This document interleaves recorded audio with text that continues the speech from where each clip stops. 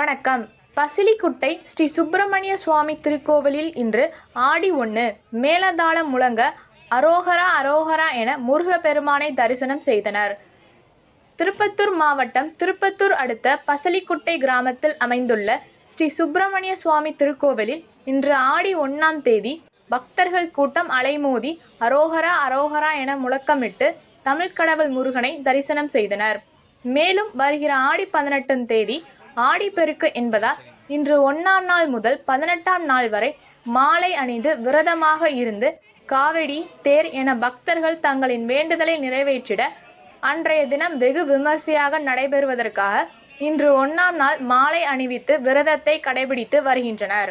மேலும் பசலிக்குட்டை கிராமத்தை சுற்றியுள்ள பல கிராமங்களில் இருந்த பக்தர்கள் சுப்பிரமணிய சுவாமி கோவிலில் தரிசனம் செய்து பாலாபிஷேகம், அன்னதானம், நாக்கில் வேலெடுத்தல் போன்ற வேண்டுதல்கள் நிறைவேற்றுவார்கள்.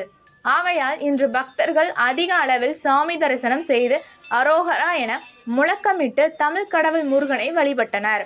தமிழ் டிவி நியூஸ் செய்திகளுக்காக திருப்பத்தூர் மாவட்டம் செய்தியாளர் மு. அமரன். நன்றி.